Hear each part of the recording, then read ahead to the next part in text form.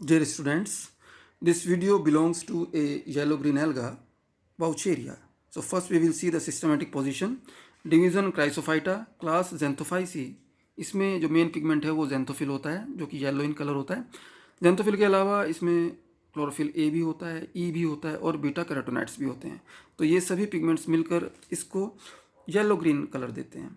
Order हिट्रोसाइफोनिल्स, जो thallus है इस एल्गा का वो साइफोनेशियस होता है, ठीक है। ट्यूब लाइक स्ट्रक्चर होता है जो सेंटर से होलो होता है due to the presence of central vacuole, ठीक है।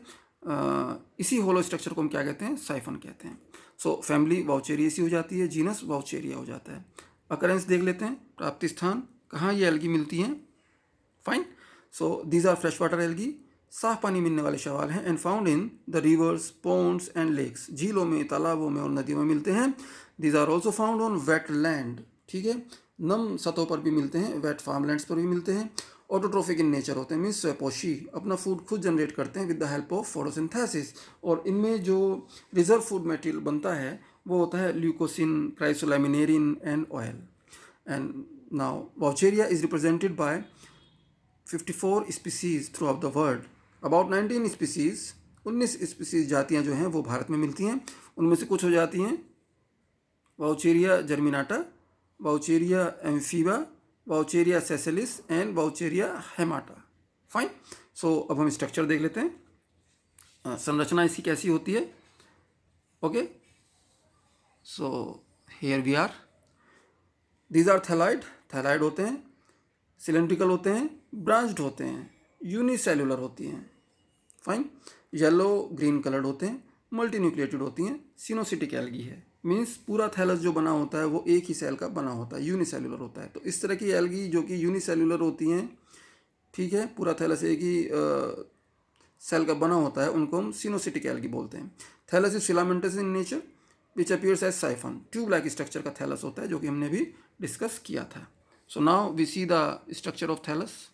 फाइन, सो सबसे ऊपर का जो पार्ट है इरेक्ट ब्रांच का थैलस की, उस पर हमारे जो हैं वो क्या होते हैं, उगोनियम और एंथ्रीडियम लोकेटेड होते हैं। These are the sex organs of Vaucheria. Fine, से ये फीमेल होता है और ये मेल होता है। सेल वॉल डबल लेयर्ड है, आउटर पैक्टिन से बनी होती है, इनर सेलुलोज से बनी होती है, मल्टी न्यूक्लिएटेड है। फाइन, साइटोप्लाज्म है, क्रोमेटोफोर्स हैं, सेंट्रल वैक्यूल है, पूरे थैलस में रहती है ये वैक्यूल। फाइन, लेकिन जो एपिकल एंड है वहाँ पर ये नहीं होती है क्योंकि वहाँ पर सेल सेप फिल्ड रहता है। देन ऑयल ड्रॉप्स, ये ऑयल ड्रॉप्स हो जाती हैं। Now in the base we are seeing the colourless structure, इसको हमने क्या बोला, मॉडिफाइड राइजॉइड्स, इन्हीं को हम हेप्ट्रॉन भी बोल देते हैं। तो इनका जो वर्क है वो थैलस को होल्ड करके रखना होता है किसी भी स्टोन पर, मीन्स पत्थरों से चिपके रहते हैं इनकी हेल्प से, तो ये इनका मेन वर्क फंक्शन होता है। And now we are seeing the LS structure of thallus, means longitudinal section, अनुदैर्ध्य धैर्य काट। सेल वाल देख रहे हैं, डबल लेयर्ड है, न्यूक्लियाई देख रहे हैं, मल्टी हैं। फाइन, क्रोमेटोफोर है, सेंट्रल वैक्यूल सेंटर में है। तो ये सभी जो न्यूक्लियाई हैं, साइटोप्लाज्म है, क्रोमेटोफोर हैं, ऑयल ड्रॉप्स हैं, ये सब पेरिफेरी की तरफ हैं। और सेंटर में सेंट्रल वैक्यूल है जो कि होलो स्ट्रक्चर जनरेट कर रहा है। इसकी जो मेम्ब्रेन है सेंट्रल वैक्यूल की वो टीनोप्लास्ट की बनी होती है। Fine, so now we see the TS of this thallus. Fine, TS means transfer section, अनुप्रस्थ काट देख लेते हैं। सेल वाल दिख रही है डबल लेयर्ड, क्रोमेटोफोर हैं, न्यूक्लियाई हैं, सेंट्रल वैक्यूल सेंटर में हो जाती है, होलो स्ट्रक्चर है, साइफन बोलते हैं इसको। फाइन, साइटोप्लाज्म है, देन ऑयल ड्रॉप्स हैं, ये सब किस तरह पेरिफेरी की तरफ हैं। तो ये it is all about the thallus structure of Vaucheria. So now we talk about reproduction.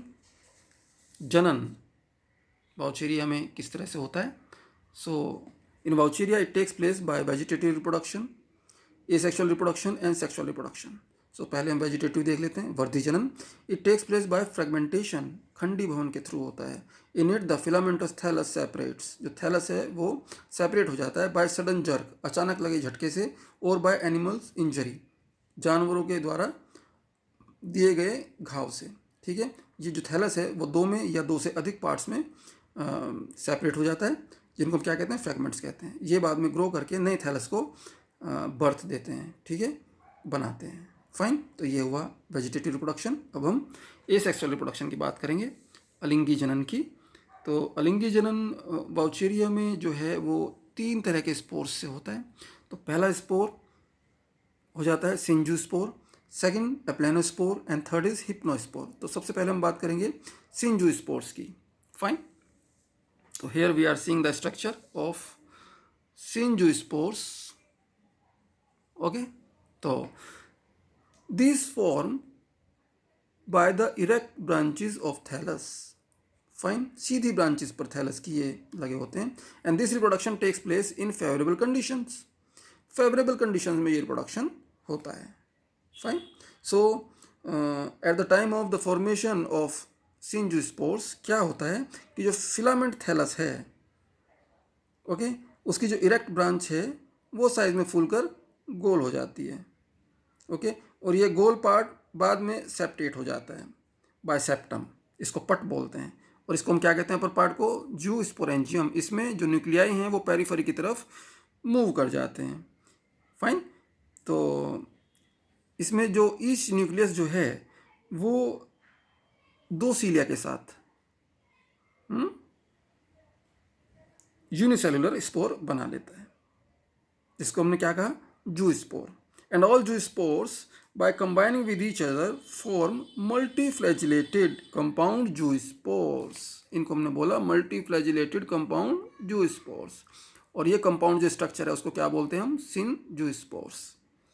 Fine, तो आफ्टर सम टाइम ये जूस्पोर एंजिम से बाहर आ जाते हैं थ्रू एपिकल पोर, जिसको हम बोलते हैं शिखाग्र छिद्र। बाहर आने के बाद कुछ समय के लिए रेस्टिंग स्टेज में चले जाते हैं। फाइन, सुप्तावस्था में चले जाते हैं और आफ्टर सम टाइम ये जर्मिनेट कर देते हैं थैलस को। मल्टी न्यूक्लिएटेड थैलस है।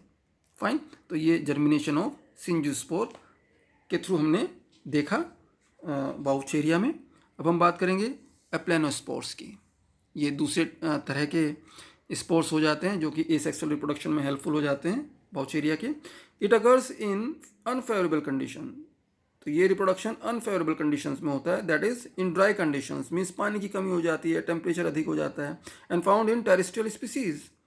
ओके, सो इसमें क्या होता है कि जो थैलस है, इरेक्ट पार्ट ऑफ थैलस, ये फूल जाता है due to the presence of cytoplasm and nuclei and all these things. तो यहाँ पर ये सेप्टम के थ्रू सेपरेट हो जाता है रेस्ट ऑफ द थैलस से। और अपर पार्ट क्या कहलाता है, एप्लेनोस्पोरेंजियम। इसी में एप्लेनोस्पोर्स बनते हैं।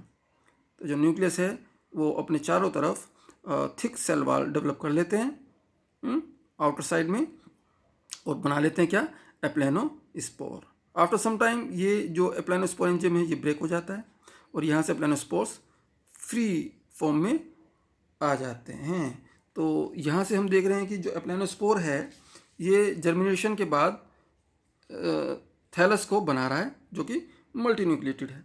तो एप्लेनोस्पोर्स को हम क्या बोलते हैं, नॉन मोटाइल रेस्टिंग स्पोर्स भी कहते हैं, क्योंकि इनमें फ्लैजिला नहीं होता है। सो वाउचेरिया एसेक्सुअल रिप्रोडक्शन बाय एप्लेनोस्पोर्स। तो ये सेकंड टाइप हो जाती है एसेक्सुअल रिप्रोडक्शन की।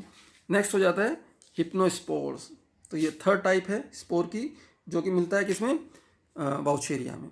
समटाइम्स इन स्पेशल कंडीशंस, विशिष्ट अवस्थाओं में, the filamentous tubular structure thallus, ठीक है, गोट ट्रांसफर्स सेप्टा बना लेता है थैलस, जो कि ट्यूबुलर है। Around the protoplast of each segment A thick wall develops. Fine, इसको हमने क्या बोला, हिप्नोस्पोर्स बोला। इस तरह से एक थिक वॉल डेवलप हो जाती है, ओके, प्रोटोप्लास्ट के चारों तरफ, और क्या बना लेते हैं, हिप्नोस्पोर्स बना लेते हैं। So the hypnospores germinate directly and produce new thallus. Multinucleated नया थैलस डायरेक्टली बना लेते हैं। फाइन, और they divide and produce thin wall cyst, ठीक है। सो इन नेक्स्ट जो रूट है उसमें ये डिवाइड कर जाते हैं और एमोबॉइड सिस्ट बना लेते हैं, और इन सिस्ट को बाद में डेवलप करना होता है new thallus. Fine, multi nucleated thallus develop होता है सिस्ट के थ्रू, जो कि डिवाइडेशन से बनते हैं किसके, हिप्नोस्पोर के। और ये जो स्टेज है ये क्या कहलाती है, गोंग्रोसाइरा स्टेज कहलाती है। फाइन, तो ये किसके थ्रू होती है, हिप्नोस्पोर के थ्रू होते हैं। तो ये थर्ड काइंड का हमारा ये सेक्सुअल रिप्रोडक्शन हुआ, किन के थ्रू? हिप्नोस्पोर्स के through. Now we see the sexual reproduction. इसमें क्या होता है? ये ओगैमस टाइप का होता है वाउचेरिया में। फाइन, लिंगी जनन कहते हैं इसको हिंदी में। इसमें जो मेल और फीमेल सेक्स ऑर्गन्स हैं वो अलग अलग होते हैं और एक दूसरे के नज़दीक मीन्स नियर बाय लोकेटेड होते हैं। Most of the species of Vaucheria are monoecious, जैसे कि वाउचेरिया एवर्सा में होती है, बट सम आर डायोशियस, ठीक है, जैसे कि वाउचेरिया डाइकोटोमा में होती है, ठीक है, डाइकोटोमा में होती है। सो हेयर हम देख लेते हैं स्ट्रक्चर कैसे सेक्सुअल रिप्रोडक्शन हो रहा है। So this is the male sex organ initial, जिसको हमने बोला antheridial initial. Fine, and this one is the oogonial initial, ये फीमेल सेक्स ऑर्गन इनिशियल है।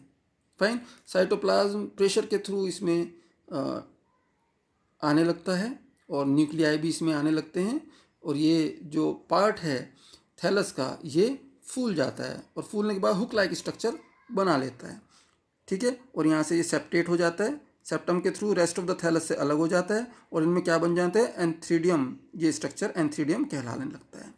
ऐसे ही ओगोनियम में होता है जो फीमेल सेक्स ऑर्गन है, इसमें भी सेप्टम जनरेट हो जाता है जो कि इसको रेस्ट ऑफ द थैलस से अलग कर देता है। फाइन, अब जो नेक्स्ट स्टेज है उसमें जो एंथ्रीडियम है एंथ्रोजॉइड्स बनने लगते हैं और जो ओगोनियम है फीमेल सेक्स ऑर्गन उसमें एक बीक जनरेट हो जाती है जिसको हम पेपिला भी बोल देते हैं। फाइन, और फीमेल न्यूक्लियस इसमें दिखाई देने लगता है। फाइन, अब जो एंथ्रोजॉइड्स हैं ये फ्री हो जाते हैं with the help of pore of antheridium. Fine, और जो पेपिला है यहाँ पर भी एक पोर जनरेट हो जाता है जिससे एक जिलेटिनस फ्लूइड एक्सक्रीट होता है। उस जिलेटिनस फ्लूइड की हेल्प से एंथ्रोजॉइड जो हैं वो एंट्री कर जाते हैं किसमें? ओगोनियम में। फाइन, तो यहाँ तक हम देख रहे हैं कि सेक्सुअल रिप्रोडक्शन इस तरीके से हो रहा है। In this stage fertilisation takes place. तो फर्टिलाइजेशन में क्या हो रहा है? जो हमारे एंथ्रोजॉइड्स हैं वो अंदर आ गए हैं, उनमें से एक एंथ्रोजॉइड जो है वो एग से रिएक्शन मीन्स फ्यूज़न कर जाता है फीमेल न्यूक्लियस से। फाइन, सो फ्यूज़न करने के बाद फर्टिलाइजेशन हो जाता है। फर्टिलाइजेशन से क्या बनता है? oospore, मल्टीलेयर्ड oospore बनता है जिसको हम डिप्लॉयड इन नेचर कह सकते हैं, इसको हम जाइगोट भी बोल देते हैं। After meiosis means reductive division, a lot of nuclei develops, okay, और ट्यूब लाइक स्ट्रक्चर बना देते हैं, इसको हम बोलते हैं germination. Fine, so after germination young thallus develop हो जाता है और नीचे राइजॉइट लाइक स्ट्रक्चर बनने लगते हैं। तो this is all about the sexual reproduction. तो एक बार फिर से देख लेते हैं। ये हमारा जो वाउचेरिया है उसका एंथ्रीडियल इनिशियल है, ओगोनियन इनिशियल है, इसमें क्लोरोप्लास्ट जो है कलरलेस हो जाता है, ओके, स्वेलो पार्ट बना लेते हैं इरेक्ट थैलस पर, दोनों, ये हुक लाइक स्ट्रक्चर हो जाता है, ये सर्कुलर स्ट्रक्चर हो जाता है। फाइन, इसमें सेप्टम जनरेट हो जाते हैं, क्या कहलाता है? एंथ्रीडियम कहलाता है, ओगोनियम कहलाता है। एंथ्रीडियम में एंथ्रोजॉइड्स फिल्ड रहते हैं, ओके, ओगोनियम में बीक बन जाते हैं जिसको पेपिला बोलते हैं, यहीं पर पोर बन जाता है नेक्स्ट स्टेज में। Here we are seeing the pore. So जो एंथ्रोजॉइड्स हैं वो फ्री हो जाते हैं, फाइन, और जिलेटिनस फ्लूइड के थ्रू, पोर के थ्रू जो है एंट्री कर जाते हैं ओगोनियम में।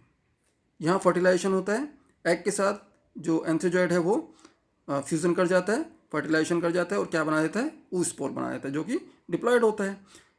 मियोटिकली सेवरल मियोटिक डिवीज़न होते हैं जिसके थ्रू इसमें मल्टी न्यूक्लियाई जनरेट हो जाते हैं। फाइन, और जर्मिनेशन के थ्रू एक ट्यूब लाइक स्ट्रक्चर बनने लगता है जो कि फाइनली डेवलप करता है यंग थैलस को। फाइन, जो कि मल्टी न्यूक्लिएटेड होता है, नीचे राइजॉइड्स डेवलप हो जाते हैं।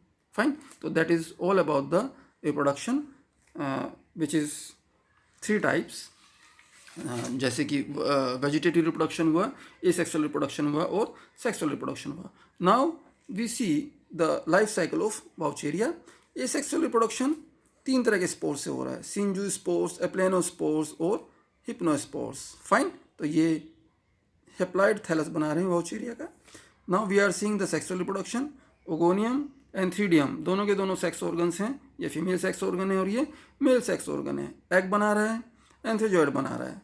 एग और एंथ्रेजॉइड फ्यूजन कर रहे हैं, फर्टिलाइजेशन कर रहे हैं, ऊ स्पोर बना दे रहे हैं, डिप्लॉयड इन नेचर है। After several meiosis fine germination start हो जाता है, ट्यूब लाइक स्ट्रक्चर बनने लगता है ऊ स्पोर से, जो कि फाइनली कन्वर्ट हो जाता है किसमें, बाउचेरिया में, जो कि हैप्लॉइड स्ट्रक्चर है। तो ये पूरा का पूरा हम लाइफ साइकिल देख लेते हैं बाउचेरिया का। Thank you.